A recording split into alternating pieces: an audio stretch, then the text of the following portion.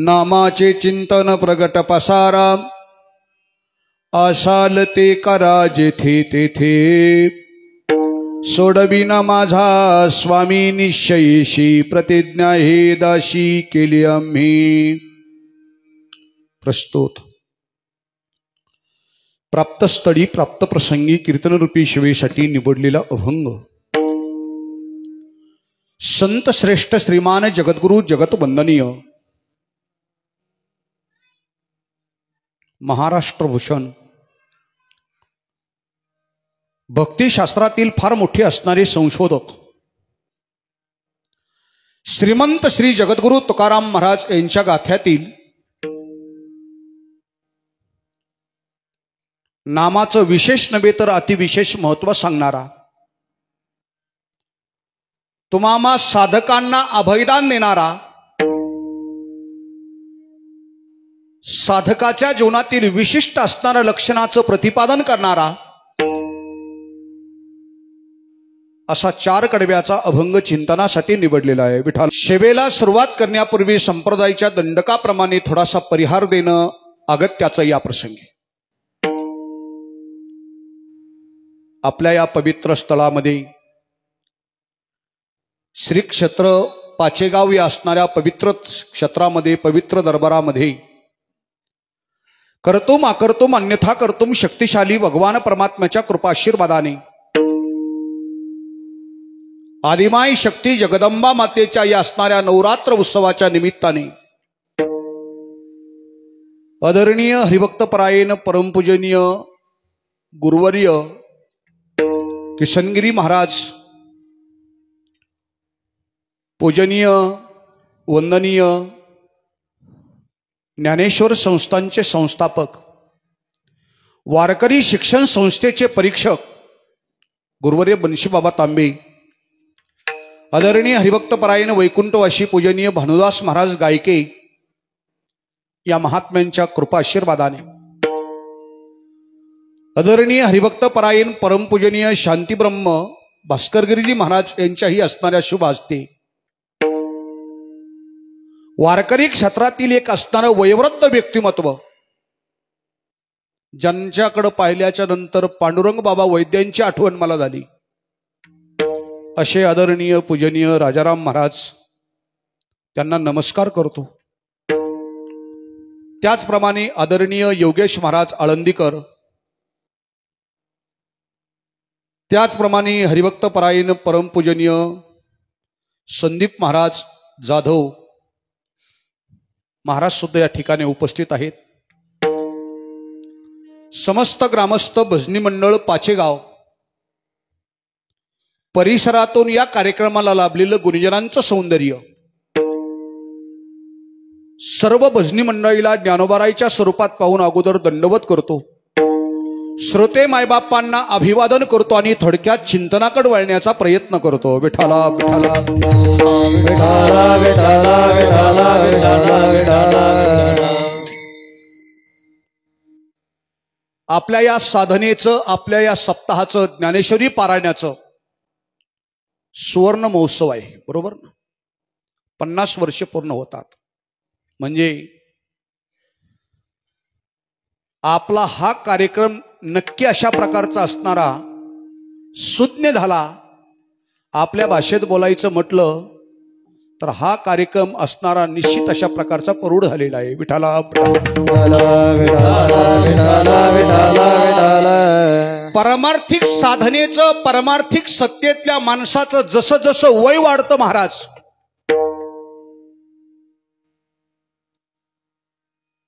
तशी तशी चमक वाढत असते. काय परमार्थातल्या माणसाचं, परमार्थातल्या साधनेचं वय वाढल्याच्या नंतर चमक वाढते, आणि संसारातल्या माणसाचं जसं जसं वय वाढलं की तशा तशा चमका निघत असतात. एवढा फरक आहे महाराज. 50 वर्ष पूर्ण होतात. तुकोबराईच्या भाषेत जर बोलायचं म्हटलं, पिकलिया शेंदे कडूपण गेले, तैशे आम्हा केले पांडुरंगे किंवा नारायणे. विठाला संप्रदायातली आपण सर्व अशा प्रकारची साधना करणारी मंडळी आपण आहात.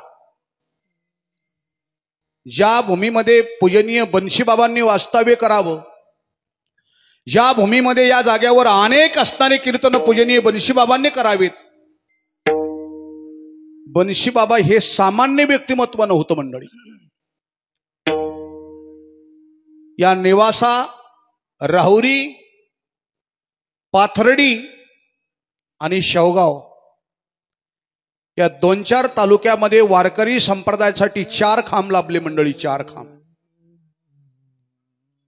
त्यातलं पहिलं व्यक्तिमत्व सांगतो पूजनीय माधवबाबा लांडेवाडीकर.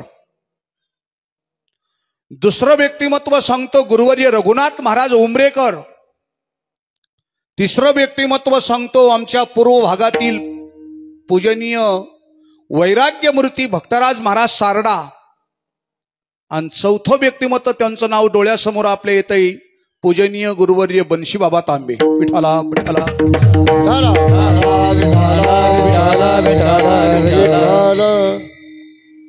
टायमिंगला बाबा एवढे महत्व देत होते महाराज, एवढं महत्व पूजनीय बाबांचं टायमिंगला. मी बरेचसे कीर्तन त्यांचे वाजवली बरं का आमच्या घोटण या परिसरामध्ये. पखवाज त्यांच्या कीर्तनात मी बरेचशे वेळेस वाजवला. पण एवढं टायमिंगला महत्व होतं. माणसं असतील नाही तर नसतील, भजने असतील नाही तर नसतील, 2 भजनेवर सुद्धा बाबा कीर्तन सुरू करायचे महाराज. संप्रदायातलं असणारं नेमाचं व्यक्तिमत्व पूजनीय बन्शीबाबा. त्यांच्या संगतीत आपण असणारी साधना केलेली आहे, करत आहात. आणि ज्ञानेश्वरीवर प्रत्येक माणसाचा इथे प्रभाव आहे. प्रत्येक माणसाचे असणारे अध्यायचे अध्याय असणारे ओव्या पाठ आहेत मंडळी. विठाला नेवासा तालुक्यामध्ये मी अनेक वर्षापासून कार्यक्रमाला येतो. यांच्या परिसरात मध्ये आपलं कोपर, पाथर, शेनवडगाव, भेरडापूर अशा पाण्यासारख्या ओव्या म्हणतात मंडळी तिथली काही मंडळी ज्ञानेश्वरीच्या. एक आजीला विचारलं, म्हणलं आजी तुमच्या 12व्या अध्यायातील एवढ्या ओव्या पाठ आहेत? तेव्हा महाराज मला वाचता येत नाही, पण एवढ्या ओव्या पाठ होण्याची एकमेव कृपा कोणाची झाली असेल तर पूजनीय बन्शीबाबाची कृपा आहे. मी कोपऱ्याला विचारलं होतं बरं काय आजीला, वयस्कर होत्या, लिहिता येत नव्हतं वाचता येत नव्हतं महाराज. पण बाबांच्या असणाऱ्या मुखातल्या ओव्या ऐकून ऐकून 7 दिवस ते श्रवण झालं आणि ओव्या असणाऱ्या तयार झाल्या महाराज. मी राजाराम महाराजांना म्हटलो, महाराज आजच्या काळामध्ये सर्व भोग आपल्याला अनुकूल आहेत, पण तुमच्या काळामध्ये जो असणारा परमार्थाचा आनंद होता तो आनंद आज असणारा आम्हाला मिळूच शकत नाही. 7 दिवस असणारं वारकऱ्यांनी एकत्रित राहायचं, भजनी मंडळाने एकत्रित राहायचं, ज्ञानेश्वरी पारायण संपल्याच्या नंतर 2 तास गाथा भजन करायचं, हरिपाठ मोठ्या आनंदाने घ्यायचा. ही साधना करत असताना फार आनंद प्राप्त व्हायचा. आजच्या काळात एवढं धावपळीचं जीवन झालंय महाराज, सर्वाकडे सर्व आहे, पण परमार्थिक आनंद उपभोगण्यासाठी जो वेळ महत्वाचा आहे तो वेळ आज कोणाकडे शिल्लक राहिला नाही. विठाला असो. माझा महत्वाचा मुद्द्याकडे मला अभंगाच्या असणाऱ्या पूर्व पीठिकेकडे यायचंय. 50 वर्षापासून चालत आलेला नियम आहे, 50 वर्षापासून चालत आलेली परंपरा आहे. 50 वर्षापूर्वी आपल्या आजोबांनी वडिलांनी हा सप्ताह कशा पद्धतीने सुरुवात केला असेल एक कल्पना करण्यासारखं आहे बरं का. किती परिस्थिती नादान असेल, त्या काळामध्ये हे रोपटं कशा पद्धतीचं लावलं असेल, आणि या रोपट्याची जोपासना असणारी आपण सर्वांनी केली, भूमिपुत्रांनी, भूमिकन्येनी. तुम्हा सर्वांना अंतकरणातून मी असणारा नमस्कार करतो, प्रणाम करतो मंडळी. नामा म्हणे केशव राजा, केला नेम चालवी माझा नित्य नेम नामी. लक्ष्मी वल्लभ तया जवळी, लक्ष्मी वल्लभ तया जवळी, लक्ष्मी वल्लभ तया जवळी, लक्ष्मी वल्लभ तया जवळी. नित्य नेम नामी ते प्राणी दुर्लभ, नित्य नेम नामी ते प्राणी दुर्लभ. लक्ष्मी वल्लभ तया जवळी, लक्ष्मी वल्लभ नित्यने म्हणावी प्रेमाने दुर्लभ नित्यने म्हणावी प्रेमाने दुर्लभ लक्ष्मी वल्लभ तया जवळी लक्ष्मी वल्लभ तया जवळी 50 वर्षे आपण नेम चालवला जोपासला. ज्ञानोबाराय सांगतात आपल्याजवळ एकटा देव राहणार नाही तर लक्ष्मी घेऊन परमात्मा आपल्याजवळ थांबेल. मंडळी लक्ष्मी वल्लभ तो देवा परम पूज्य जगी तो देवा परम पूज्य जगी तो देवा परम पूज्य जगी एका जनार्दनी एका जनार्दनी ऐसा जाता नेमो जनार्दनी ऐसा जाता एका जनार्दनी ऐसा जाता नेमो जनार्दनी ऐसा जाता नेमो देवा परम पूज्य जगी तो देवा परम पूज्य जगी तो देवा परम पूज्य जगी एका जनार्दनी आईसा ज्याचा नेम 50 वर्षाचा नेम परिणाम फायदा तो देवा परम पूज्य जगी. ते जीव भगवंताला प्रिय होतात. म्हणून तुम्हाला पुन्हा असणारे कोटी कोटी धन्यवाद. चिंतनासाठी जो अभंग निवडलाय अभंग जगद्गुरु तुकोबाराईच्या गाथ्यातील आहे आणि तुकोबाराई या अभंगाच्या माध्यमातून तुम्हाला साधकाला अभयदान देतात, विश्वास व्यक्त करतात. साधकांनो घाबरू नका, माझा परमात्मा तुम्हाला सोडवील सोडवीन माझा स्वामी निश्चयेशी. माझा भगवान माझा स्वामी तुम्हाला सोडवेल. पण आपण सर्व सुज्ञ आणि जाणकार ऐकणारे मंडळी आहात. जे तुकोबाराई जीवांना उद्देशून सोडवीन सोडवीन असं म्हणतात. कारण सोडवीन कुणाला म्हणावं लागतं? जो कुठंतरी बांधलेला आहे किंवा जो कुठंतरी गुंतलेला आहे त्याला सांगितलं जातं काळजी करू नको मी तुला सोडवतो. जे तुकोबाराई सोडवीन सोडवीन ज्या जीवाला उद्देशून बोलतात ते जीव बंधनात आहेत का हा पहिला प्रश्न आपल्याला पाहावा लागेल. विठाला विठाला पर जीव बंधनात आहे हा जीव किती प्रकारच्या बंधनात आहे हा दुसरा प्रश्न उपस्थित होतोय. जीव बंधनात आहे म्हणून तर तुकोबाराई सोडवीन म्हणतात. तुम्ही म्हणाल महाराज गीतेचा 15व्या अध्यायात जर आपण चिंतन पाहिलं तर जीवाचं स्वरूप सांगत असताना भगवान श्रीकृष्ण परमात्मा अर्जुनाला या जीवाचं स्वरूप सांगतात. अर्जुना मम योंश जीव लोके जीवभूत सनातन. तुकोबाराई या श्लोकाच्या बाबतीत वर्णन करतात गाथ्यामध्ये. हा मरा हा खरी की पहा खोटे ते तुका म्हणे कैची किंवा कोठे जीव निराळा. किंवा अजून प्रमाण सांगतो तुका म्हणे हा तो सोये परब्रह्म. जीव हा साक्षात भगवत स्वरूप आहे, भगवंताचा अंश आहे. आता महाराज तुम्ही चाल म्हटले ना, ती चाल मला एक असणारी सुंदर आठवते. जाते ग माहेराला बाई बाई जाते ग माहेराला. जीवाचं स्वरूप सांगितलंय. माझ्या मूळच्या घराला या जीवात्म्याचं मूळ स्वरूप मूळ स्थान काय आहे? भगवंताचा अंश आहे. मग कल्पना करा भगवान परमात्मा बंधनमुक्त आहे आणि भगवत स्वरूप असणारा जीव बंधनात अडकला कसा हा पहिल्या क्रमांकाचा प्रश्न उपस्थित होतो. जीव बंधनात कसा अडकला याचं उत्तर जर आपल्याला पाहायचे असेल तर महाराज सांगतात या जीवाने ज्ञानोबारांनी या जीवासाठी 2 बंध सांगितलेत. राजाराम बाबा त्याला प्रकृती बंध असं म्हटल्या जाते. अहम अध्यास आणि मम अध्यास.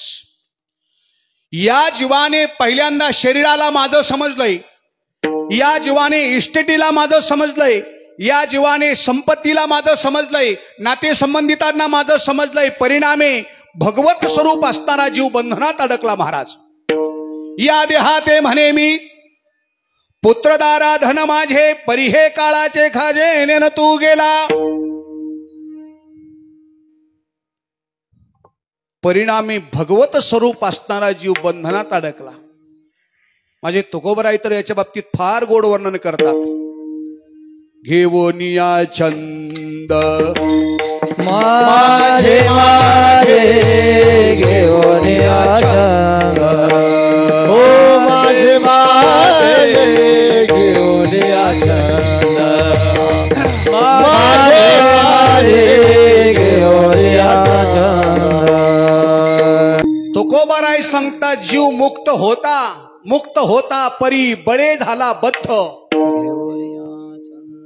घेऊन या छंद माझे माझे, कशा कशाचे छंद या देहाते म्हणे मी. बस महाराज, भगवत स्वरूप असणारा जीव बंधनात अडकला इथपर्यंत कळालं. कशामुळे अडकला हे कळालं. पण हा जीव किती प्रकारच्या बंधनात आहे हो. अर्जुनाने भगवान श्रीकृष्ण परमात्म्याला गीतेच्या 14व्या अध्यायाच्या सुरुवातीलाच प्रश्न उपस्थित केलाय. त्यावेळेस भगवान सांगतात, अर्जुना, जीवच नव्हे बाबा, तर सर्व जगत 3 गुणामध्ये बंधनात अडकलेलं आहे. प्रकाराचे तिना, प्रकाराचे तिना, प्रकाराचे तिना, प्रकाराचे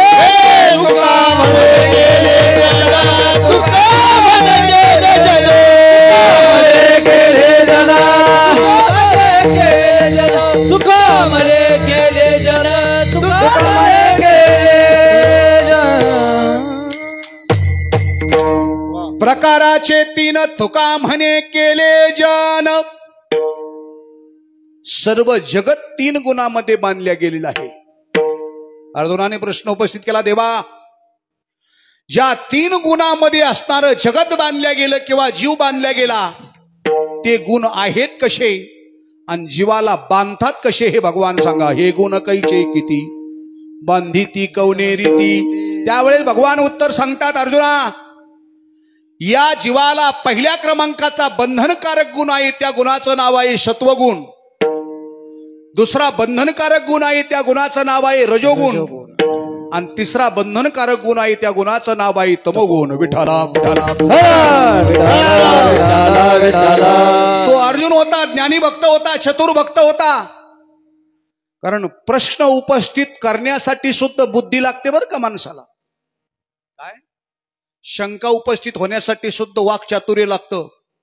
ऐकावं लागतं सर्वांगाचे कान करून, आणि श्रोता होऊन ऐकावं लागतं बरं का. कथा कीर्तनात ज्या माणसाला शंका उपस्थित होतात, तो ओरिजिनल श्रोता म्हणायचं. कारण श्रोत्यामध्ये 2-3 प्रकार आहेत बाबा. एक श्रोता आहे, एक स्वरता आहे, आणि एक श्रोता आहे. स्वरता शब्दाचा अर्थ तुमच्या लक्षात येईल चटकन. आपल्या मनाला वाटन तसं ऐकायचं. कधी वेळ प्रसंगी हातपाय लांबायचे, कधी उठून जायचं, कधी बिडीचा झटका आणून पुन्हा येऊन बसायचं. याला स्वरता म्हणतात. स्वतः शब्दाचा अर्थ आहे असणारा ऐकता ऐकताच असताना एखादी डुकली घ्यायची. पण श्रोता शब्दाचा अर्थ जर आपण पाहिला तर भागवत कथेचा एकमेव असणारा अधिकारी त्या राजाचं नाव आहे राजा परीक्षित. विठाला.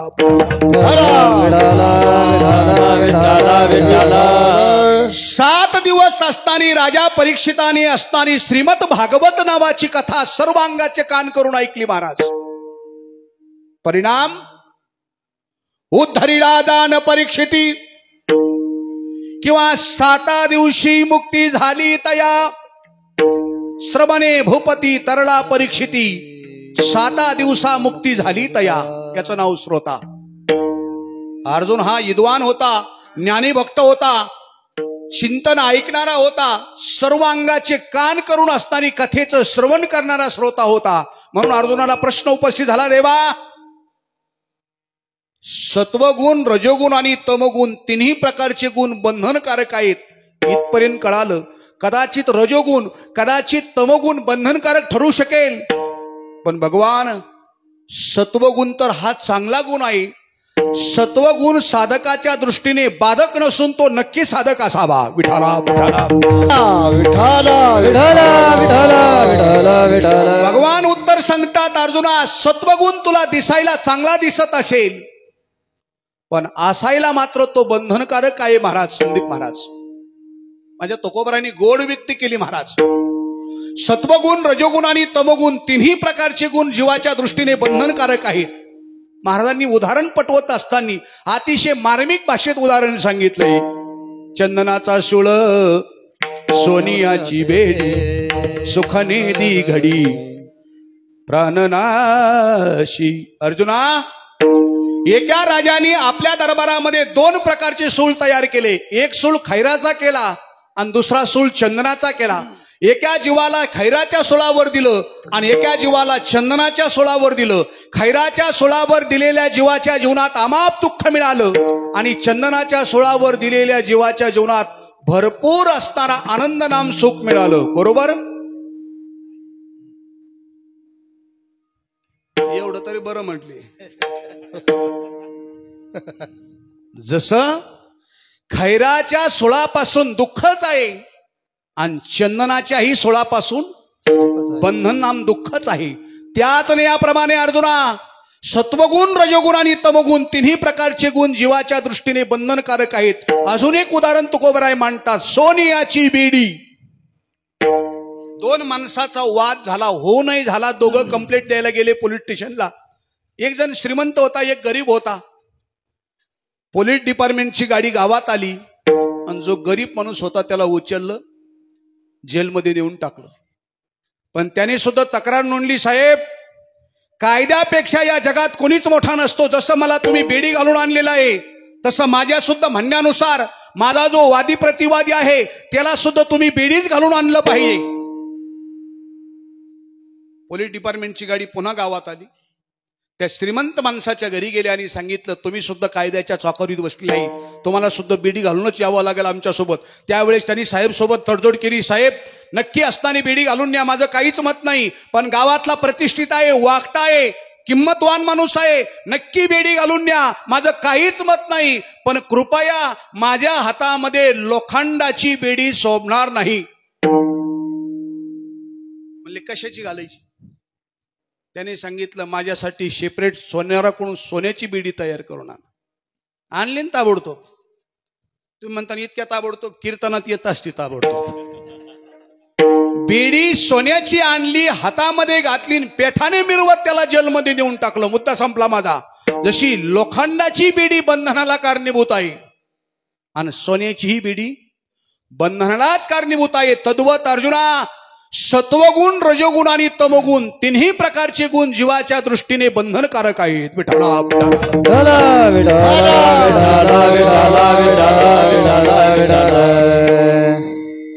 अर्जुनाने पुन्हा प्रश्न उपस्थित केला, भगवान सत्वगुण, रजोगुण आणि तमोगुण तिन्ही प्रकारचे गुण बंधनकारक आहेत इथपर्यंत कळालं, पण या तीन प्रकारच्या गुणाजवळ किती प्रकारचे पाश आहेत हो? 14व्या अध्यायात वर्णन आलंय वर. भगवान उत्तर सांगतात, अर्जुना सत्व गुणाजवळ 2 पास आहेत, रजो गुणाजवळ 1 पास आहे आणि तमो गुणाजवळ 3 प्रकारचे पास आहेत. बाबा सत्वगुणाचे 2 पास कोणते आहेत? अर्जुन ऐक, मी सांगतो. सत्वगुणाचा पहिला पास आहे सुख आणि सत्वगुणाचा दुसरा पास आहे ज्ञान. विठाला विठाला. सत्वगुणाचा पहिला पास सुख आहे. सात्विक माणसं असलेल्या परिस्थितीमध्ये स्वतःला सुखी समजतात. किती सुखी समजतात? तुकोबराईचे शब्द आहे, ठेविले अनंते तैशेचे राहावे, चित्ती असो द्यावे समाधान. किंवा सावताबाबा एके ठिकाणी बोलतात, समयाशी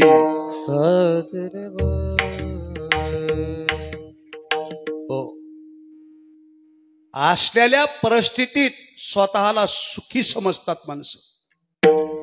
काही काही माणसं तर स्वतःला एवढं सुखी समजतात, एवढं सुखी समजतात महाराज,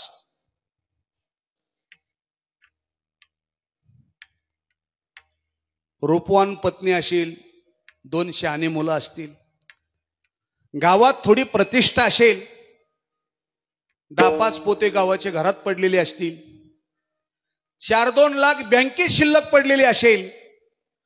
ज्ञानोबाराय बोलतात त्या व्यक्तीला वाटतं या मृत्यूलोकातला मी एक इंद्र आहे. इंद्र तो ही दोदाने माने इंद्र नामे. पण आमचे संत महंत त्या जीवाला समजूत घालतात, शिकवतात. बाबा रे, तुझ्या जीवनात मान सन्मान ह्या सगळ्या गोष्टी तुझ्या प्रारब्धाने मिळत असतात. ज्ञानोबराय सुद्धा ज्ञानेश्वरी मध्ये बोलतात, भाग्याचे निभडशे. भाग्याने मिळतं बर का, नुसतं भाग्याने मिळतं म्हणजे दर दिवस झोपा काढायच्यात असं नाही. जोड सांगितली उद्यमाचे नी, उद्योग सुद्धा करावा लागेल. काय जितका कर्मवादाला महत्व आहे तितकंच आशीर्वादाला सुद्धा महत्व आहे. जितका आशीर्वादाला महत्व आहे तितकं कर्मवादाला सुद्धा प्राधान्य आहे. विठाला शेतीमध्ये कापूस चांगला येण्यासाठी शेतकरी मंडळीला काय करावं लागतं व अगोदर? करावी जातन शेती करावी जातन शेती करावी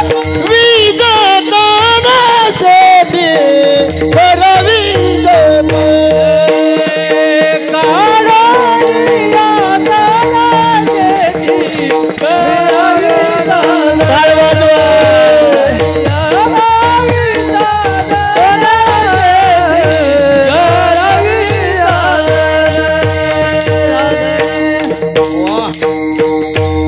काढोनिया तन शेती करावी म्हणजे कृती करावी लागेल. कृती नांगरट काढावी लागेल, वखर आऊत हाकावं लागेल. बरोबर ना? का वखर एकच नगर जिल्ह्याचीच भाषा आहे ना. आता इकडून तुम्ही थोडशे पलीकडे मराठवाड्याच्या बाउंड्रीला जवळ आलात म्हणून वखर म्हटलं तरी काही वावगं ठरणार. लागवड करावी लागेल, खुरपणी करावी लागेल, फवारणी करावी लागेल.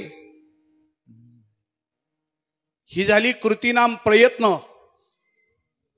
पण नुसते प्रयत्न करून कापूस येतो का हो?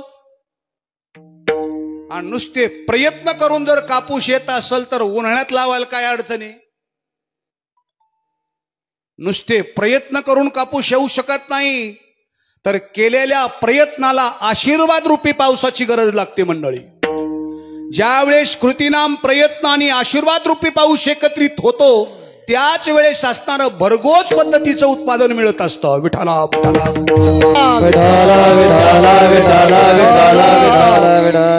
काही माणसं म्हणतात आशीर्वादाने सुद्धा मिळतं. आता आशीर्वाद रूपी पावसाने जर कापूस भरपूर येत असेल तर तो आशीर्वाद रूपी पाऊस येड्या बाबळीत सुद्धा पडतो का नाही? तिथं का येऊ शकत नाही? तिथं कृतीनाम प्रयत्न कमी पडले महाराज. त्याच याप्रमाणे ज्ञानोबाराय बोलतात भाग्याने मिळतं, पण जोड त्याला उद्यमाची आहे, प्रयत्नाची जोड असावी. प्रारब्धेची जोडे धन, प्रारब्धेची वडे मान, अन्न मान धन हे तो प्रारब्धाधीन. आमचे संत महंत त्या जीवाला शिकवतात, समजवतात, जवळ घेतात आणि सांगतात बाबा रे, तुझ्या जीवनात सर्व भोग अनुकूल प्राप्त झाले असतील, पण बाबा रे हे सर्व तुझ्या प्रारब्धाने मिळालेलं आहे तुला. संताच्या संगतीमुळे, ब्रह्मज्ञानाच्या श्रवणामुळे जीव हा सुखपाशातून सुटतो. पण जीव सुखपाशातून सुटला म्हणजे तो मुक्त झालाय असं नाही. सत्वगुणाचा दुसरा पास आहे, त्या पासाचं नाव आहे ज्ञान. ज्ञान पाशात अडकतो. कारण ज्ञान प्राप्त करण्यासाठी अगोदर सात्विक राहावं लागतं. बरोबर ना संदीप महाराज? पाठांतर करायचं म्हटलं की तिखट कमी खावं लागतं. बरोबर आहे ना? आता बाबांचं पाहिलं आपण, राजाराम महाराज म्हणले मला तिखट चालत नाही. बरोबर आहे. पाठांतर स्मरणशक्ती असणारी जागृत राहण्यासाठी जे माणसं तिखट कमी खातात त्यांची स्मरणशक्ती स्ट्रॉंग असते. विठाला विठाला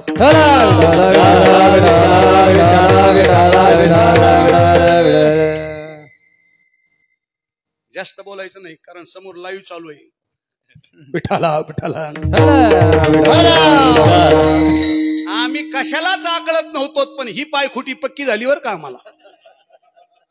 ठेपा झाला आमचा. ही पायखुटी घातल्यापासून बरोबर ठेपेर चलतो महाराज. विठाला विठाला विठाला विठाला विठाला. सात्विक ज्ञान प्राप्त करण्यासाठी सात्विक राहावं लागतं. मग सात्विकतेची अनेक लक्षणं सांगितलीत. काय? कपड्यापासून सात्विकता सांगितली बरं का. तर असणार विद्यार्थी अवस्थेत कसं राहावं, आळंदीत राहत असताना विद्या ग्रहण करताना कसं राहावं लागतं. अजूनही वारकरी शिक्षण संस्थेचा असणारा खरा नियम काय आहे.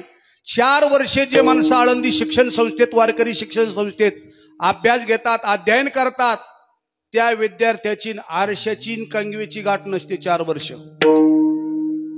ओवाट्या पाळ्या.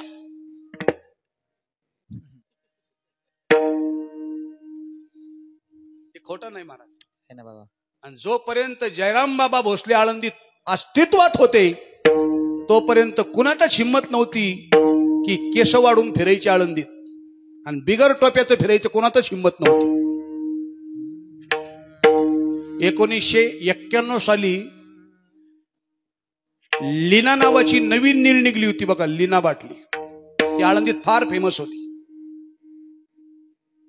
91 साली मी लीना घेतली आणि कपडे धुवायला गेलो चाकण चौकात, आणि बाबांनी आम्हाला तिथे पाहिलं. सायकल फेकून दिली, बोटासहित लात घातली. 91 साली नीळ सुटली. परत निळीकडे अजून डोळा उचलून पाहिलं. ही बाबाची ताकद आहे महाराज. आणि जयराम बाबा भोसले असा महात्मा होऊन गेला, असा महात्मा होऊन गेला महाराज.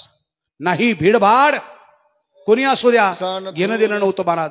आणि विद्यार्थ्यासाठी स्वतःचा प्राण देण्याची तयारी जयराम बाबाची होती. विठाला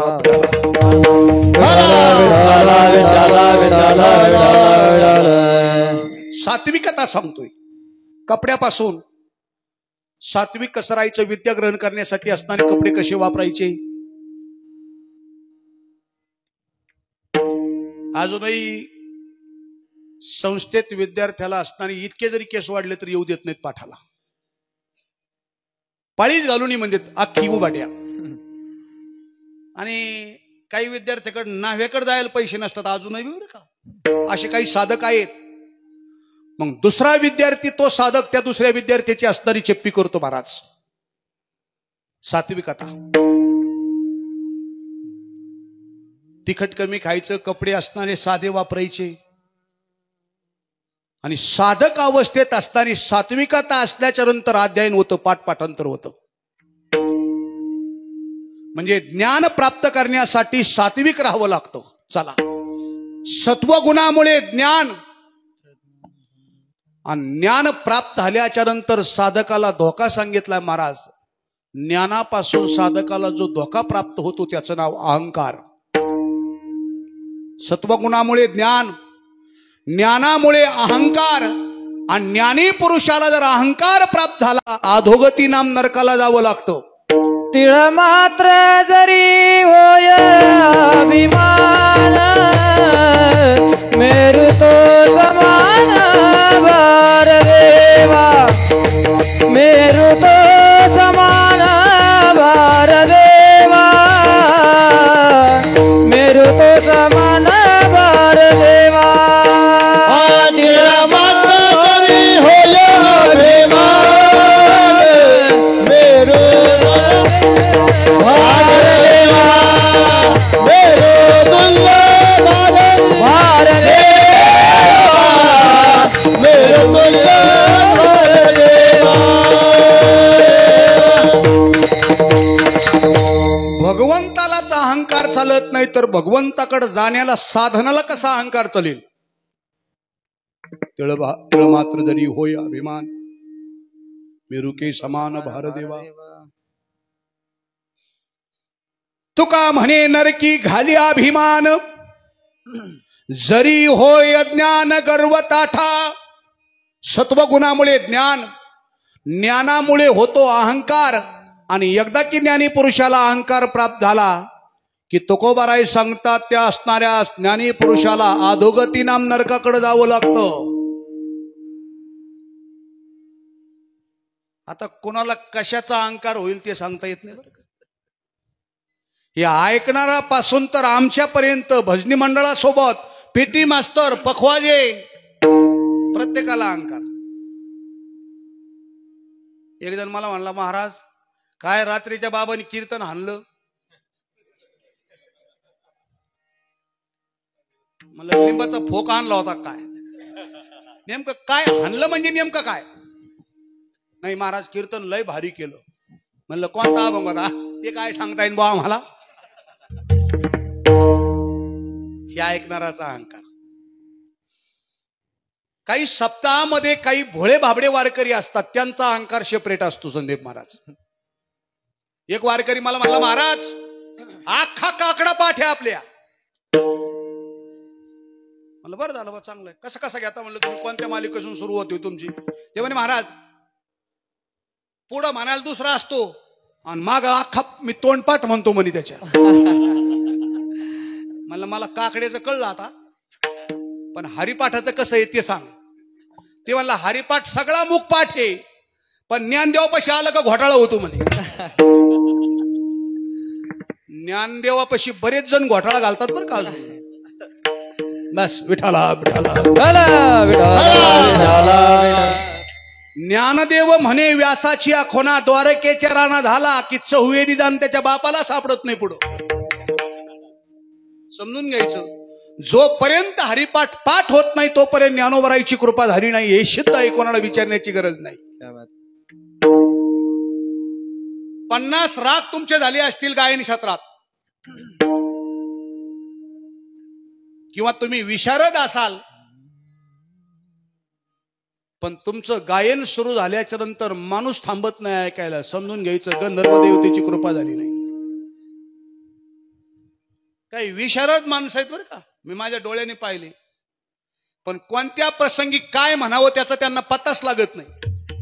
एका इशारात माणसाने पहिल्या चालीलाच मालकंस राग गायला. मी तुझं मला एकदा दर्शन घेऊन दे गाड्या. बाकी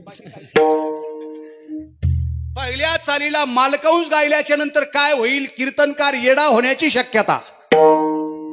कारण मालकंस राग हा भैरवीच्या जवळ आहे, उत्तर राग आहे. महत्वाचा मुद्दा मी बोलतोय. भजनाची सुरुवात कोणत्या रागाने करावी आपण सर्व जाणकार आहात, गायन क्षेत्रातले तरबेत मंडळी आहात. माझं वैयक्तिक मत मांडतोय, मला जे कळतंय ते सांगतोय बरं का. भजनाची सुरुवात शक्यतो यमन रागाने जरी केली तर रंगदेवता शेवटपर्यंत टिकून राहते. असा एक राग आहे, तो सकाळी काकड्यात म्हणा, दुपारी गाथा भजनात म्हणा, काल्याच्या कीर्तनात म्हणा, मंगल अष्टकात म्हणा, तो राग कधी गायला तरी चालतो. त्या रागाचं नाव आहे भूपराग. विठाला विठाला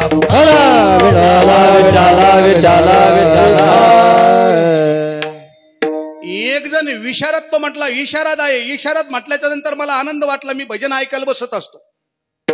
जेव्हा त्यांनी भजन सुरुवात केलं, महाराज लयची तालाची भेटच व्हायना कुठं. आणि भजनातला नियम आहे, गीत रामायणाने सुद्धा सूचित केलंय आपल्याला, लय तालाचे पाळा बंधन गा बाळांनो गा श्रीरामायण.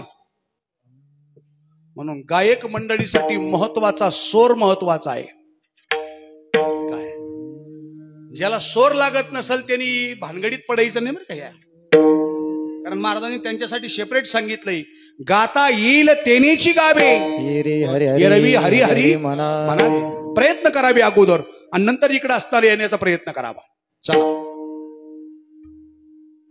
गायक मंडळीला सेपरेट अभिमान, भोळ्या बाबड्या वारकऱ्याला अभिमान शोधलो. पेटी मास्तरला सुद्धा एक अहंकार. महाराज कोणती पट्टी म्हणा, मी पट्टी वायाला जाऊनच देत नाही.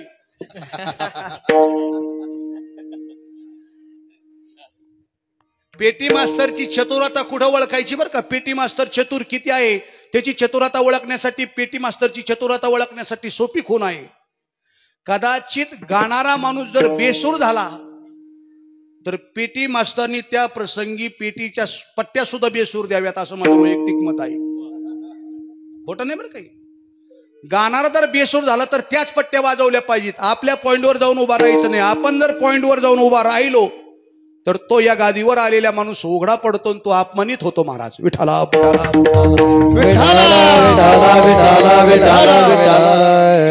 पखवाद्यांनी कोणत्या टायमाला काय वाजव याला शास्त्र आहे का नाही? बरोबर आहे का नाही?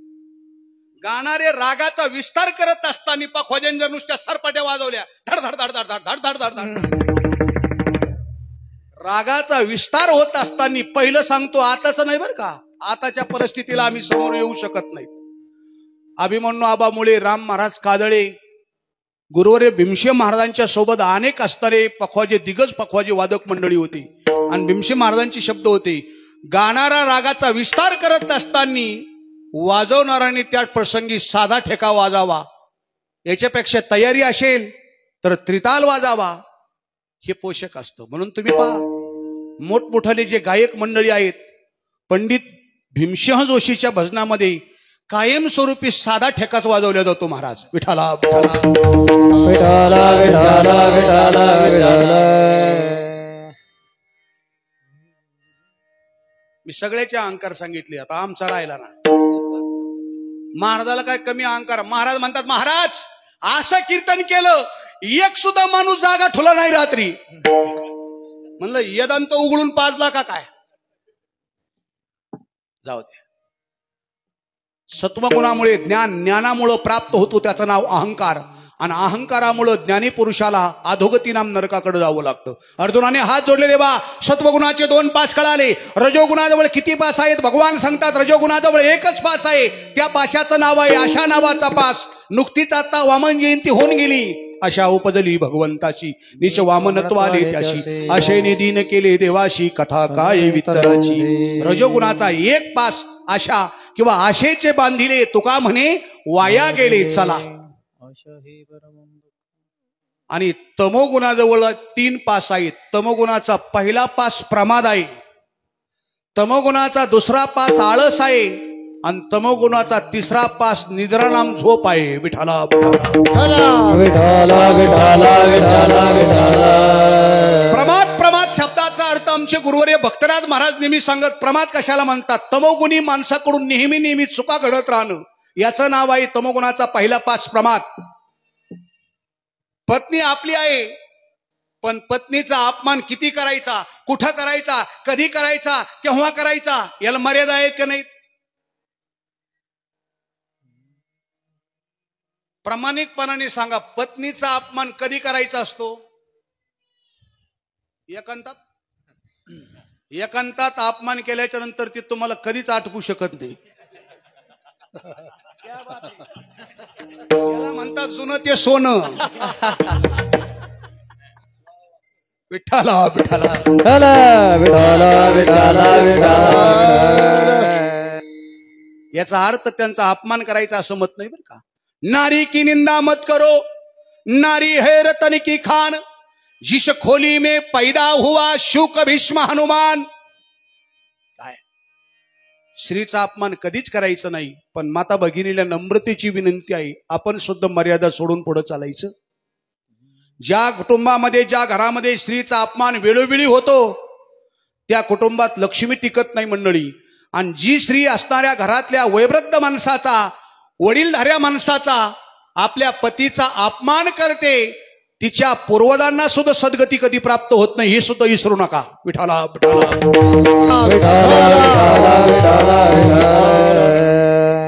पत्नी जरी आपली असेल, पण तिचा अपमान किती करायचा, कधी करायचा, याला नियम आहे शास्त्रांचा. तमगुणाचा पहिला पास आहे प्रमाद, तमोगुणाचा 2रा पास आहे आळस. आता आळस किती असावा, कुठे असावा, कधी असावा, तुकोबराय सांगतात, बाकी कुठं आळस करा, पण नकारी रे आळस हरीची या भजनी. कथेत, कीर्तनात, सत्कार्यामध्ये, आपल्या उद्योगामध्ये कधीच आळस करू नका बाबा. तमोगुणाचा 2रा पास आहे आळस, आणि तमोगुणाचा 3रा पास आहे झोप. निद्रा म्हणजे झोप.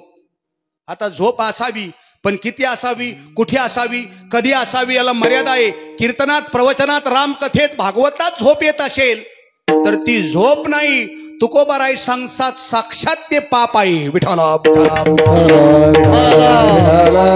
तुका म्हणे नाड पाप ठाके हिताड किंवा पळून गेली झोप होते आड पाप ते. म्हणून महाराज मंडळीचं जास्त लक्ष कीर्तनात झोपा घेणाऱ्या माणसाकडे का असतं याचं उत्तर ती आहे बरं का. कीर्तनात नामदेव महाराज पठाडे सांगत कीर्तनकाराची नजर इतकी तीक्ष्ण असावी, इतकी तीक्ष्ण असावी, पाठीमागच्या कोपऱ्यात झोपल्याला माणूस कीर्तनकाराला कळावा. पठाडे महाराजांचे शब्द बरं का. आणि कीर्तनकार होतील पण या महाराष्ट्राला असं एक रत्न लाभलं, त्यांचं नाव गुरुवर्य नामदेव महाराज पठाडे.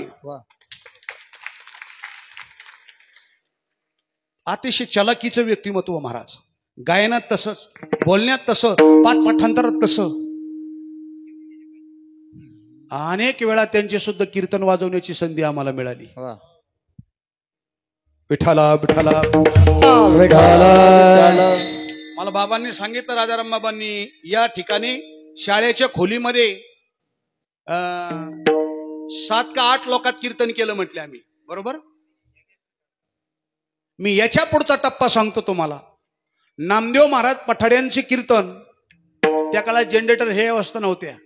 लाईट गेल्याच्या नंतर टेंबे करी टेंबी, पाऊस चालू आणि कीर्तन करायचं. 3 माणसं समोर ऐकायला, 4 भजने, 5वा मी वादक आणि पठाडे महाराजांचं कीर्तन आणि चिमणी लावून कीर्तन बरं का. एवढ्या 4 लोकात 2 तास कीर्तन केलं पठाडे महाराजांनी. 2 तास. मी नंतर म्हणलो, महाराज आपण एवढे मोठे वक्ते. ते म्हणले, महाराज ज्या साधनेत साक्षात भगवंताचा साक्षात्कार प्राप्त होतो तिथं लौकिक दृष्टीला पाहायचं कशासाठी. आज तसा वक्ता परत असणारा पाहण्यासाठीच नाही मंडळी. विठाला विठाला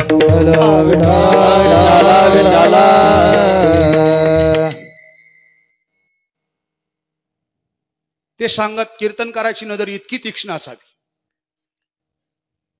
कीर्तनात झोप येत असेल तर ती झोप नाही, साक्षात पाप आहे. दुसरं कारण, कीर्तनकारांनी झोपणाऱ्या माणसाकडे लक्ष का द्यावं त्याचं उत्तर असं आहे, कीर्तन संपल्याच्या नंतर कीर्तनकाराचं माप घेणारे माणसं तीच असतात. घरी जाताना म्हणा कीर्तन बरं झालं पण बाबा लई जाडजूड होता रे. आता काय बळीरामाला धरायचं होता की तो तुम्हाला काही घेणं देणं.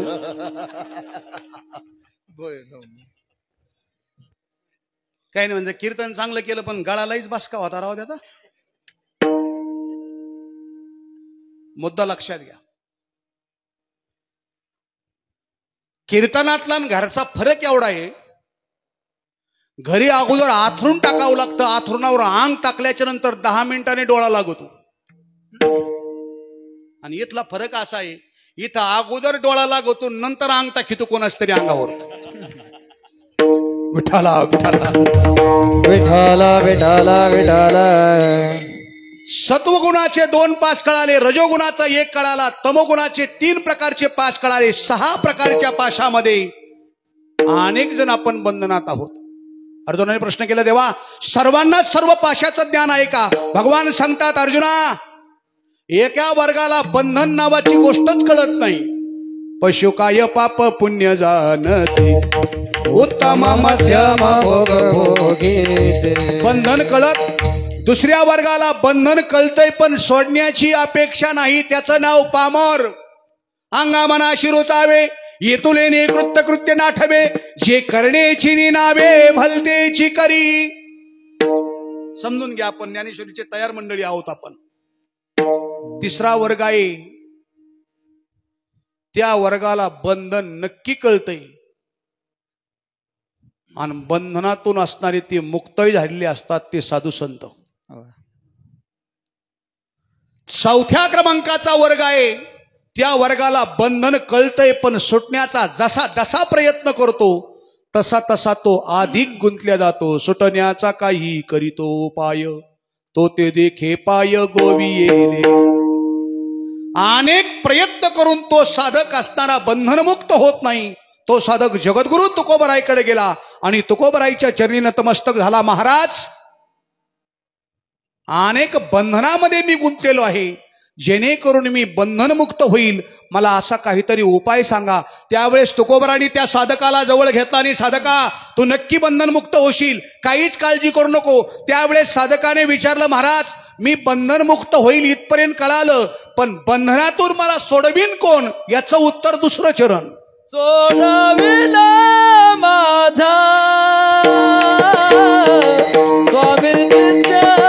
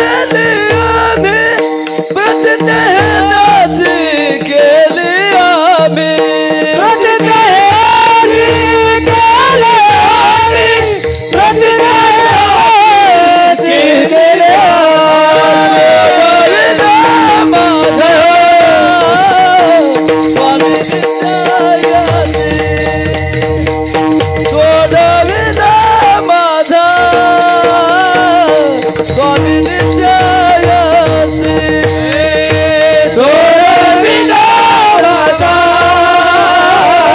स्वामी नित्याचे. सोडविला माझा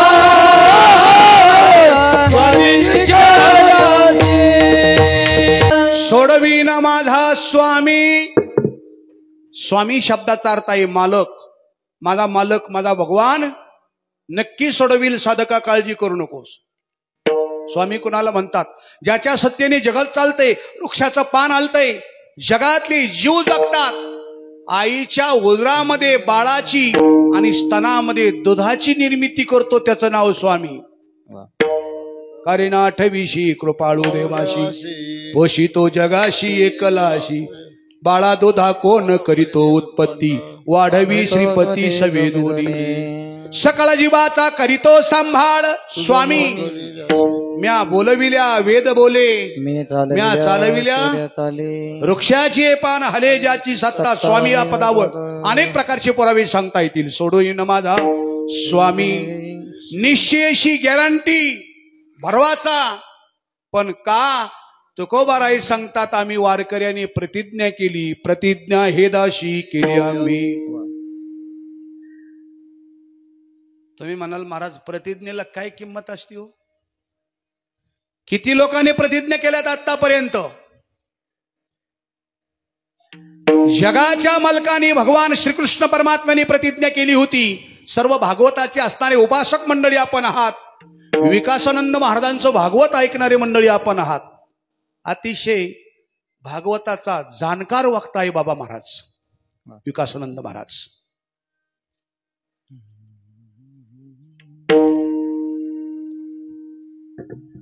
साधकाला जे अपेक्षित आहे ते कार्य त्यांचं चालू आहे आता. आणि अशाच लोकांचीच गरज आहे आज संप्रदायात. संप्रदायात असे काही मंडळी आहेत, पूजनीय महंत भास्करगिरीजी बाबा, असे काही महात्मे आहेत, म्हणून त्यांच्यामुळे चंद्रन सूर्य वेळेत उगतात मंडळी आज विठा. हो, प्रतिज्ञा अनेक जण करतात. श्रीकृष्ण परमात्म्याने प्रतिज्ञा केली, न धरी शस्त्र करी गोष्टी सांगे व्यक्तीच्या. दुर्योधनाला सांगितलं, अर्जुनाला सांगितलं, एक लक्षात घ्या, ज्यांना माझं सैन्य घ्यायचंय, शस्त्रसामुग्री घ्यायची, आणि ज्यांना मी घ्यायचंय, लक्षात घ्या, मी फक्त 4 गोष्टी व्यक्तीच्या सांगेल. हातात शस्त्र घेणार, कथा आपल्याला सगळ्यांना माहिती. पण ज्यावेळेस भीष्माचार्यांचं ना अर्जुनाचं युद्ध सुरू झालं, अनेक प्रकारचे बाण भीष्माचार्य अर्जुनावर सोडतात. अर्जुन गतप्राण होण्याची वेळ आली महाराज.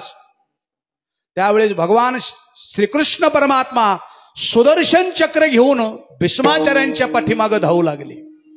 भीष्माचार्यांनी रथ थांबवला. देवा थांब, तुझी प्रतिज्ञा काय आहे? न धरी शस्त्र करी गोष्टी सांगे व्यक्तीच्या 4. मुद्दा संपला. भीष्मपण केला खरा, धनुर्धरा रक्षिले जिथं भगवंताची प्रतिज्ञा खोटी झाली. रावणाने 3 प्रतिज्ञा केल्या. रामायणात नाथबाबांनी गोड वर्णन केलंय. रामायणात असणारा रावणाने 3 प्रतिज्ञा. रावणाची पहिली प्रतिज्ञा खारा समुद्र गोड करेल. रावणाची दुसरी प्रतिज्ञा सुवर्णमय लंकेला सुगंध आणेल. आणि रावणाची तिसरी प्रतिज्ञा स्वर्गाला जाण्यासाठी शिडी करेल.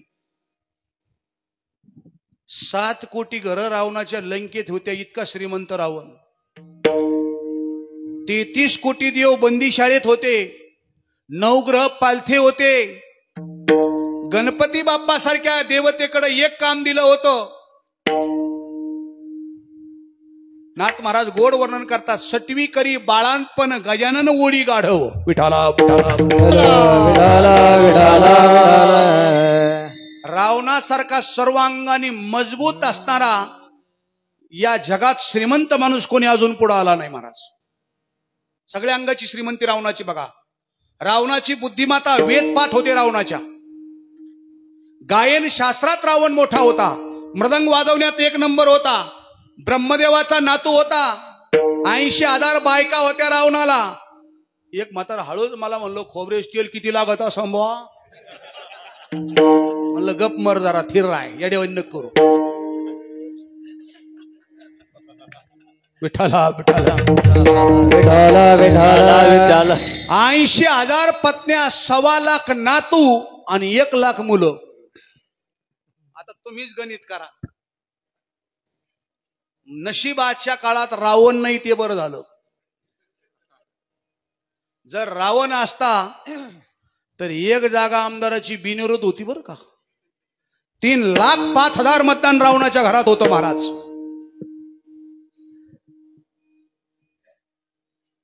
पण त्या रावणाने तिन्ही प्रतिज्ञा केल्या. यातली एकही खरी करता नाही आली. रावणाची जर पहिली प्रतिज्ञा खरी झाली असती, खारा समुद्र गोड करेल, खरं सांगा मिठाचं काय केलं असतं आपण आता. बस.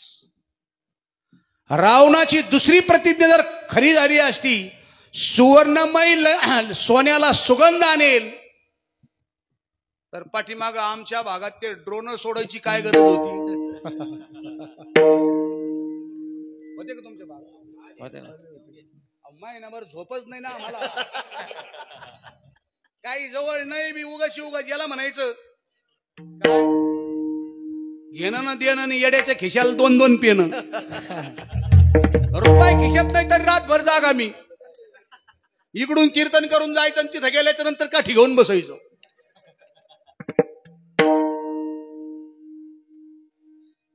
स्वराला एवढे कुठं करायची गरज नव्हती. ज्या घरात सोनं आहे नुसता वाज घेतला असता सोन्याचा. चला. आणि तिसरी प्रतिज्ञा होती रावणाची, स्वर्गाला जाण्यासाठी शिडी. खरं सांगा ती जी शिडी जर सक्सेस झाली असती तर आपला भजनी मंडळाचा नंबर लागून दिला असता का कोणी.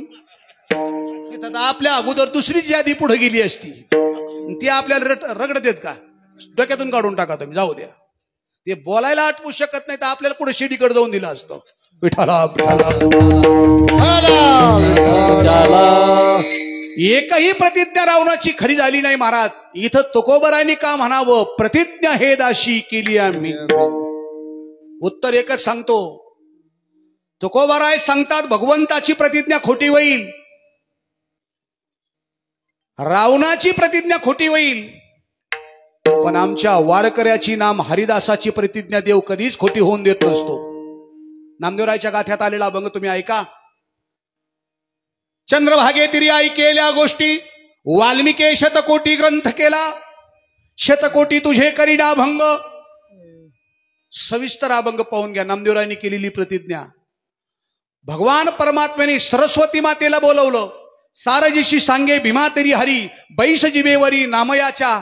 नामदेव महाराजांनी शतकोटी अभंगाची प्रतिज्ञा केली. कुटुंबातले सर्व माणसं एकत्रित आले. नामदेवरायच्या कुटुंबात 15 माणसं होते महाराज. तसं वर्णन असं आलंय, नामदेवाचे घरी 14 जण स्मरती हरी, पण जनाबाई त्या प्रसंगी त्या काळात नसत्या म्हणून असणार 14 माणसाची यादी केली. पण नंतर जनाबाईचा असणारा प्रवेश त्या घरामध्ये झाला. 15 माणसाचं कुटुंब. गोनाई राजाई दोघी सासू सुना, दमना मजाना बापले का. माझा वेळ आटपत आलाय बस. 14 लोकांचं जनाबाई धरून 15 लोकांचं कुटुंब. प्रत्येक जणांनी अभंग लिहिण्यास मदत केली. मुद्दा माझा संपला. वारकऱ्याची प्रतिज्ञा देव खोटी होऊ देत नाही. म्हणून तुकोबराय सांगतात प्रतिज्ञा हेदाशी केली आम्ही. अजून त्याचं कारण माझ्या सत्यवादाचे तप वाचा केली अनेक जन्मीचे सुकृत पदारे अनेक जन्मीचे सुकृत पदारे अनेक जन्मीचे सुकृत पदारे अनेक जन्मीचे सुकृत पदारे त्याचे मुख्य हारी बैठा होया त्याचे मुखी हारे बैठा होया हरिमुखी गाते हरिमुखी गाते हरिमुखी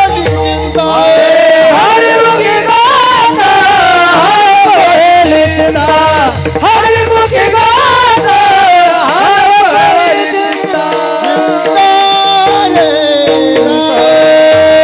अनेक जन्माचे सुकृत पदरी म्हणून प्रतिज्ञा हेदाशी केली आम्ही.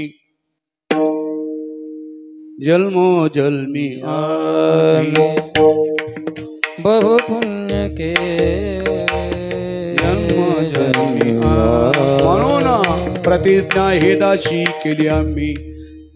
सोडवीन माझा स्वामी निश्चयेशी प्रतिज्ञा हेदाशी केली आम्ही. विठोबा रखुमाई जय विठोबा रखुमाई विठोबा रखुमा टाळे वाजवा बाबा टाळे वाजवा विठोबा जय विठोबा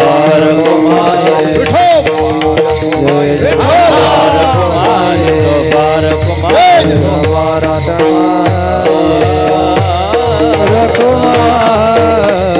महाराज भगवान सोडविल. तुम्ही वारकऱ्यांनी प्रतिज्ञा केली म्हणून भगवान सोडविल इथपर्यंत कळालं.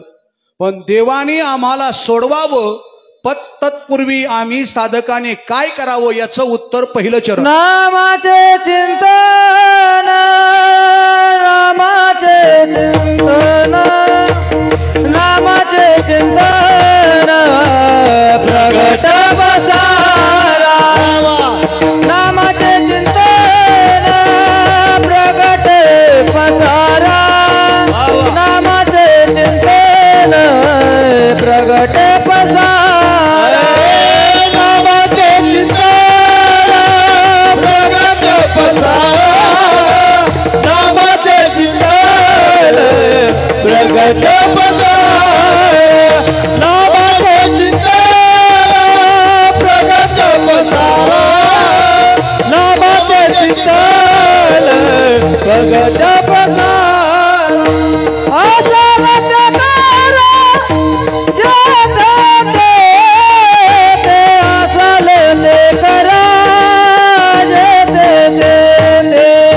सोडविल माझा स्वामी निश्चयेसी सोडविल माझा स्वामी निश्चयेसी सोडविल माझा स्वामी निश्चयेसी सोडविल माझा स्वामी निश्चये सोडविल माझा स्वामी निश्चयेसी सोडविल माझा स्वामी निश्चयासी सोडविल माझा स्वामी निश्चयासी सोडविल माझा स्वामी निश्चयासी.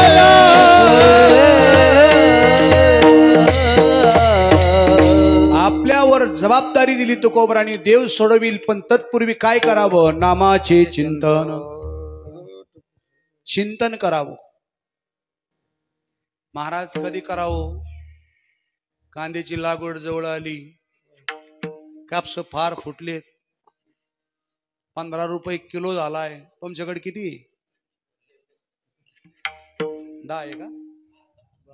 हा, सकाळी म्हणजे एक दिवस आला गेला आणि 5 रुपये वाढून. आमच्याकडे झालंय तसं सध्या. आता कधी करावं महाराज चिंतन त्या नामाचं? तुकोबराय सांगतात, निजल्याने गाता उभा नारायण, काळ वेळ नाम उच्चारिता, कामामध्ये काम काही म्हणा. राम राम. तुम्ही ज्या ठिकाणी असाल त्या ठिकाणी चिंतन करा. सकाळी फिरायला जाणारे जे माणसं आहेत ना, फिरायला कोणाला जावं लागतं? ज्यांची बीपी वाढते किंवा साखर वाढते या मंडळीला कंपल्सरी फिरायला जावं लागतं. बीपी वाल्या मंडळीसाठी मी या गादीवरून तुम्हाला गॅरंटेड एक असणारं औषध सांगतो. जे माणसं सकाळी 2-3 किलोमीटर फिरायला जातात त्या व्यक्तीसाठी एक सोपा औषध आहे बरं का. घरातून बाहेर निघल्यापासून विठ्ठल विठ्ठल नामस्मरण सुरू करायचं, आणि ते बी लहान आवाजात म्हणायचं नाही, लाजायचं नाही. विठ्ठल विठ्ठल म्हणता नाही. आपण कमीत कमी अंधारात निघतो का नाही, त्या काळात विठ्ठल विठ्ठल जोरात म्हणायचं महाराज. ज्या माणसाची बीपी वाढते किंवा लो होते त्या माणसासाठी हा रामबाण उपाय आहे. मी काही डॉक्टर नाही, पण स्वतः प्रॅक्टिकली एका वारकऱ्याने सांगितलेला अनुभव तो मी करून पाहिला. मला बीपीची गोळी चालू झाली ती महाराज, पण त्या वारकऱ्याने सांगितलं, महाराज मी सांगतो हे करा. खऱ्या अर्थाने 1 ते 1.5 महिन्यात असणारा असा रिझल्ट मिळाला महाराज. मला डॉक्टरांनी सुद्धा विचारलं कोणत्या दुसऱ्या डॉक्टरची ट्रीटमेंट चालू केली काय. आज या गोष्टीला 2 वर्ष झालीत महाराज. करेक्ट. वा. विठ्ठल विठ्ठल नामस्मरणाने पुण्याची तर प्राप्ती होतेच, पण विठ्ठल विठ्ठल नामस्मरणाने प्रत्येक व्यक्तीचं हृदय मजबूत होतं. हृदय हे लक्षात असू द्या. म्हणून चिंतन करा, नामाचे चिंतन. प्रगट पसारा. पसारा शब्दाचा अर्थ आहे प्रचार. प्रचार कसा करायचा? डोहीचा पदर आला खांद्यावरी, भरल्या बाजारी, डोहीचा पदर आला खांद्यावरी. असा करा. माझे जीवीची आवडी, पंढरपुरा नेही न गुढी. प्रचार, नामाचे चिंतन, प्रगट पसारा कधी करायचा? असाल ते करा जेथे तेथे. तुम्ही ज्या ठिकाणी असाल त्या ठिकाणी माझ्या परमात्म्याच्या नामाचं चिंतन करा, प्रचार करा. एक जण म्हणला, महाराज मी सुशिक्षित आहे. तू कोणता क्षित असा मला काही घेणंच नाही तुझं. काय सुशिक्षित आस?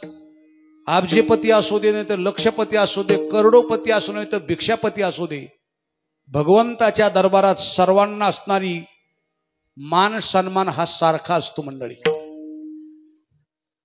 म्हणून त्या परमात्म्याच्या असणाऱ्या कार्यक्षेत्रात जात असताना, साधना करत असताना आपल्या पदाचा असणारा नक्की अशा प्रकारचा अहंकार बाजूला ठेवायचा आहे. पद वाईट नाही, पण पदाच्या बाबतीत येणारा मत नाम अहंकार असणारा बाधक ठरतो. संपत्ती बाधक नाही, पण असणारी संपत्तीच्या बाबतीत येणारा मत नाम अहंकार अशा प्रकारचा बाधक असतो.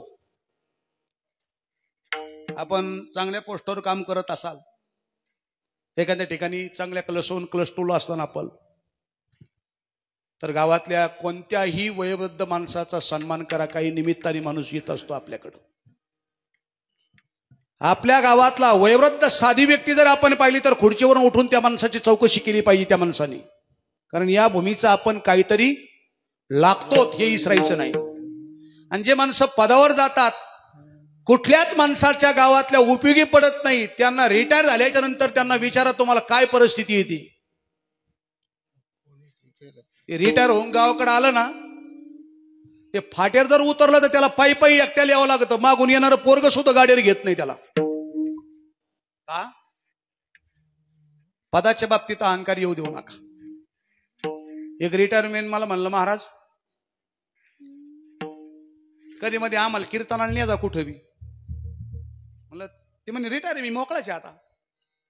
एक दिवस मला पनवेलला जायचं होतं, म्हणलं चालता का जोडीदार? ते म्हणले चला. गेलो तर आम्ही 7 ते 9 कीर्तन झालं. आमच्या बोदेगाव भागातले 2-3 मुलं मला भेटले. मला म्हणे, महाराज मुक्कामी थांबा. मला मुक्कामी थांबावंच लागतंय, मला सकाळी इकडे जायचं नाशिककडं, थांबावंच लागतंय. पनवेलला मुक्काम केला आम्ही सकाळी. एक जण म्हणला, महाराज मी ऐरोलीला राहिलाय, माझ्याकडे असणार सकाळी नाश्त्याला म्हणलं किती वाजता? ते म्हणजे 7 वाजता या. आता मुंबईला टायमिंगला महत्व द्यावं लागतं आणि टायमिंगला आपण बांधलेलंच असतो. 7ला 5 मिनिटं कमी असतानाच मी तिथे गेलो. ती फोन केला, मला साहेब मी इथं आलोय. ते म्हणे या, मी वर 35व्या मजल्यावर राहायला आहे, वर या. म्हणलं 35व्या मजलं आपल्याला नाही जमायचं बा म्हणलं वर यायला. ते म्हणे महाराज लय सोपं आहे, लिफ्ट जवळ जायचं, लिफ्ट मध्ये बसायचं, बटन दाबलं का आले वर तुम्ही. म्हणलं मला नाही जमणार. का जमणार नाही? म्हणलं साहेब मला जमणार नाही, सुसत नाही. ते म्हणले कसं काय? अहो म्हणलं 2-3 दिवसापूर्वी मी एक जणाच्या असणाऱ्या बाथरूम मध्ये हातपाय धुवायला गेलो, आंघोळ करून बाहेर आलो. म्हणलं त्या खुट्या आहेत ना नवीन बाथरूम मध्ये, त्या खुट्याच कळत नाही मला अजून. गंदी महाराज खोटं नाही सांगत. त्याच्यामुळे मी आगाऊपणाच करायच्या नादी लागत नाही, कोणाकोणतरी चालू करून घेतो अगोदर. ते म्हणे महाराज नाही या तुम्ही तसं. म्हणलं मला जमत नाही, मी इथंच बसतो खाली. म्हटलं ते सुशिक्षित माझ्या संग होतं, रिटायरमेंट. बाहेर इकडं तिकडे फिरायचं, मजले मोजायचं, इमारती पाहायचं. 7:30 वाजले होते तोपर्यंत. त्या सोसायटी मधल्या काही महिला, वयोवृद्ध महिला व्यायाम करायला गेल्या होत्या. 7:30च्या दरम्यान त्या महिला सोसायटीत यायच्या, लिफ्ट जवळ जायच्या, लिफ्ट मध्ये बसायच्या आणि वर जायच्या. आणि 7:30चा टायमिंग असल्यामुळं ड्युटीवर जाणाऱ्या पोरीवरून खाली यायच्या. आणि रिटायरमेंटनी पाहिलं, मला म्हणे महाराज कायच मुंबई आधुनिक हे राव, इतकी मुंबईची प्रगती झाली आपल्याला अद्याप माहिती नव्हतं. काय राव महाराज, हे मला तुम्ही घरीच सांगायचं ना. मला झालं काय? ते म्हणे महाराज मी अर्ध्या तासापासून जातोय, पाहतोय इकडून म्हाताऱ्यावर जातात आणि पोरी होऊन खाली येतात. म्हणलं म्हणजे? अहो महाराज खोटं सांगत नाही, म्हाताऱ्यावर जातात आणि पोरी होऊन खाली येतात. काय राव हे मला तुम्ही घरीच सांगायचं. म्हणलं काय केलं असतं? ते म्हणलं येता येता म्हातारी नसती गाडी टाकून आणली का म्या. मुद्दा संपला माझा. विद्वत्ता किती प्राप्त होऊ द्या, पण त्याच्या बाबतीत मद नाम अहंकार येऊ देऊ नका मंडळी. माझा परमात्मा तुकोबाराय सांगता चिंतन करा, प्रचार करा. तो कोणाचे गुण पाहत नाही, दोष पाहत नाही, गुणदोष नाही पाहता कीर्तनी प्रेमे चक्रपाणी वोश होई. महाराज भगवंतानी कृपा जर केली तर कसं ओळखायचं अभंगाचं शेवट चरण. तुका म्हणे कडो वाटतो प्रपंचा, म्हणे कडो वाटतो प्रपंच. तुका म्हणे कडो वाटतो प्रपंच. तुका म्हणे कडो वाटतो प्रपंच. तुका म्हणे कडो वाटतो प्रपंच. तुका म्हणे वाटतो प्रपंच. तुका म्हणे कडो वाटतो प्रपंच. रोकडे रोमांच कंठ दाटे, रोकडे रोमांच कंठ दाटे, रोकडे रोमांच कंठ दाटे, रोकडे रोमांच कंठ दाटे. सोडविला माझा स्वामी निश्चय, सोडविला माझा स्वामी निश्चय, सोडविला माझा स्वामी निश्चय, सोडविला माझा स्वामी निश्चय. प्रतिज्ञा हे दासी केली असे, प्रतिज्ञा हे दासी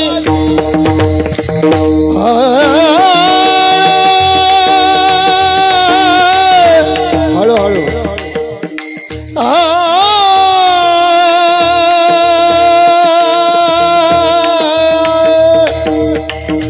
प्रतिज्ञा हे दासी केली असे, प्रतिज्ञा हे असं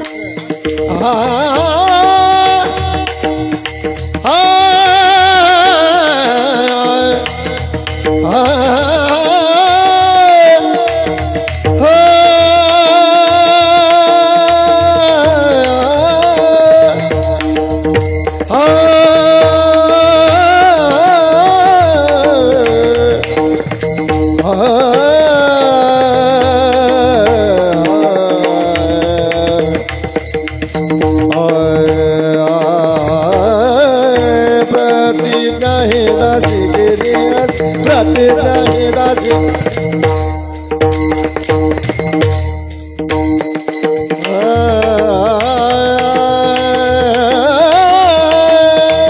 प्रतिज्ञा हे दासी केली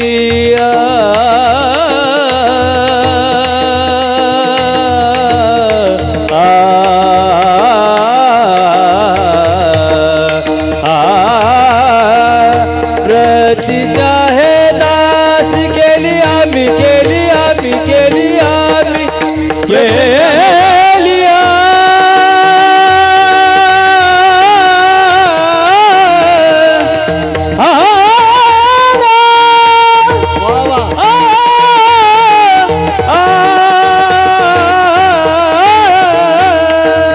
प्रतिज्ञा हे दासी केली आम्ही प्रतिज्ञा हे दासी केली आम्ही प्रतिज्ञा हे दासी केली प्रतिज्ञा हे दासी केली सोनं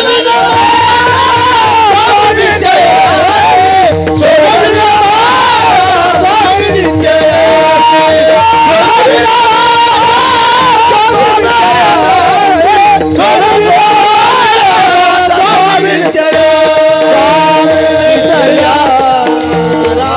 भक्ताला कडू प्रपंच कडू वाटतो. आता प्रपंच कसा आहे ज्ञानोबरांनी वर्णन केलंय.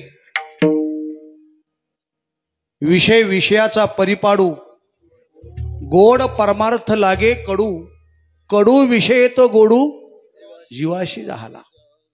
जसं सर्पदंश झाल्याच्या नंतर गोळ खायला दिला तर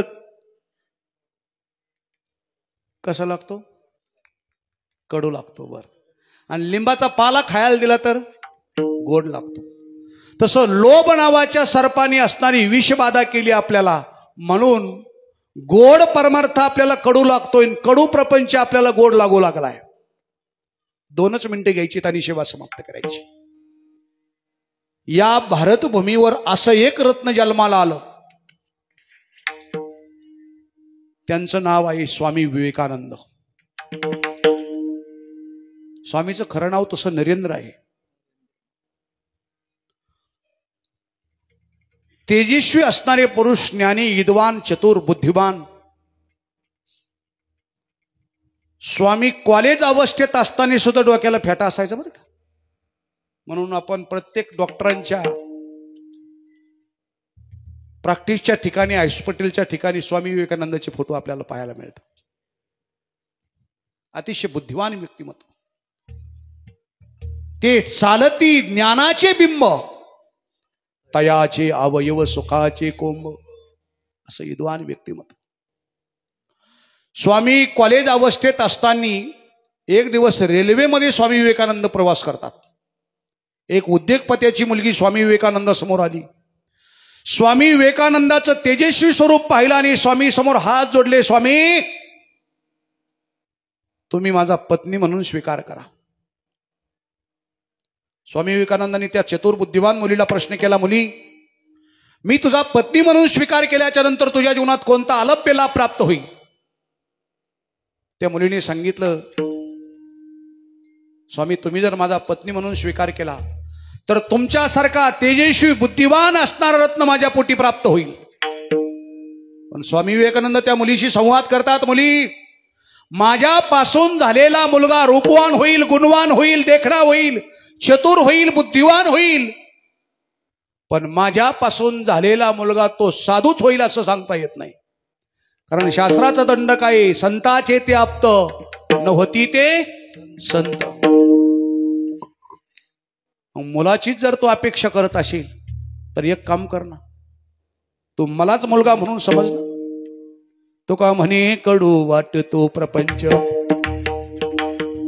स्वामी विवेकानंदाचा एक दिवस अंत झाला. वयाच्या 39व्या वर्षी स्वामीने या भूमीचा निरोप घेतला. महाराज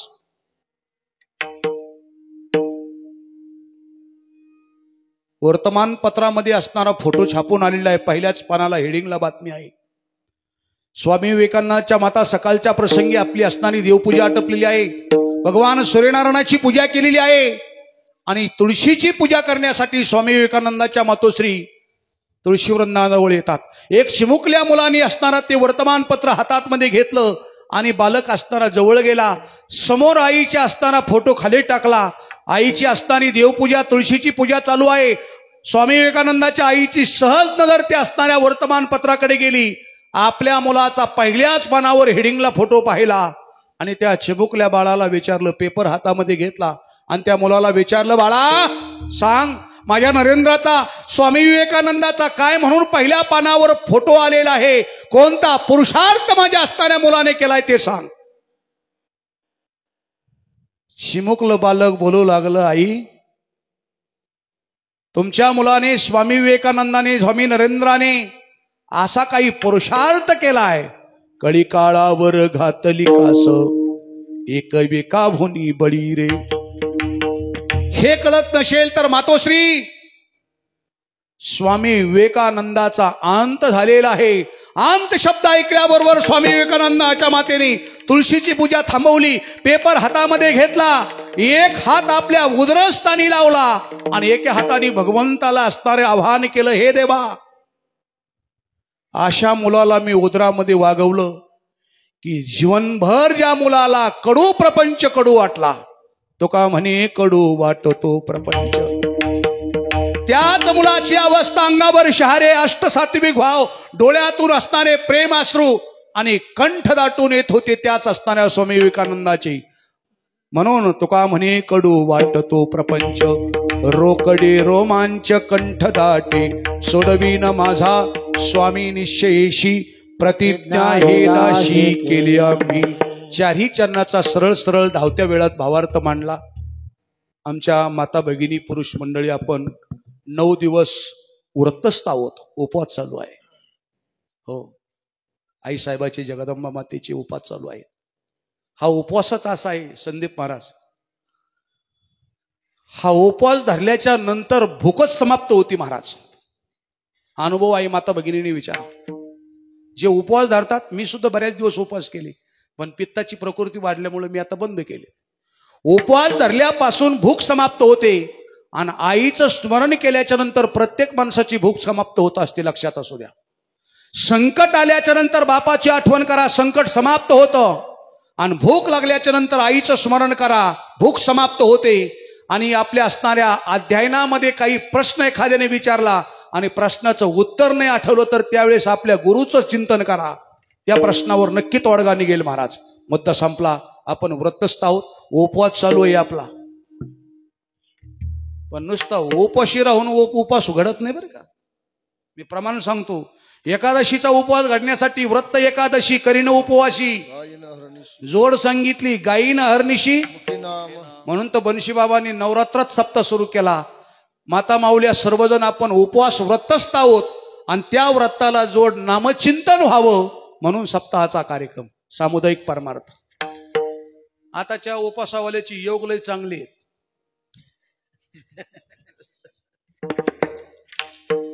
लय भारी भारी क्वालिटीचा माल मिळतो नवरात्रात खायला. काय हे तळ्यावाले तर अवघडच आहे महाराज. लग्न झाले का ते इकडून तिकडं फोन करून सांगा, त्यात आम्ही 7 जणी आहेत. म्हणलं कशाला, सवशनी जेवायच्या काय म्हणलं 7 जणीला. अरे थोडा विचार करा, थोडा तिकडं मुलीच्या बापाचा विचार करा. तो माणूस फार असणारा परिस्थितीत अवघड असतो. जाऊ द्या, व्रतस्थ आपण आहोत. जगदंबा मातेच्या नावाने व्रत करा. आणि नवरात्र उपवासाचं एक काम लय चांगलं आहे. बगरीचे दशम्या चालत्यात, भेंडी चलती, चक्की चलती, डांगर चलतं. मी म्हणतोय काही दिवसांनी या उपवासाला ऑटोमॅटिक भजे निघून येत. भजे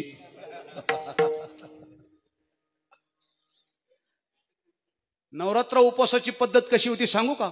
माझी आजीच मला कायम सांग, आम्ही सासूरवासनी होतो, नवरात्र उपवास धरण्याची अंतकरणातून इच्छा, पण फराळ देत नव्हती सासू. लय बिलिंदर सासा पाहिल्या. त्यांनी ताकाला वगाराला ताक पाजलं पण सुनाला खाऊ दिलं नाही ताक कवा. मग आई साहेबावर अंतकरणातून इच्छा. मग घरामध्ये जो स्वयंपाक होईल, बाजरीची ज्वारीची गव्हाची काय भाकरी होईल तीच स्वयंपाक एक वेळेस खायचोत म्हणे आणि 9 दिवस व्रत करायचो. असं जरी केलं तरी चालतो बरं का उपवास, तसं काही नाही महाराज. पहिल्या माता भगिनी आज जे आपल्या तसंच करीत होत्या. फक्त चिंतन महत्वाचं आहे. या काळामध्ये चिंतन जास्त करा, आपला व्रत सफल होईल. विठ्ठल जय जय विठ्ठल.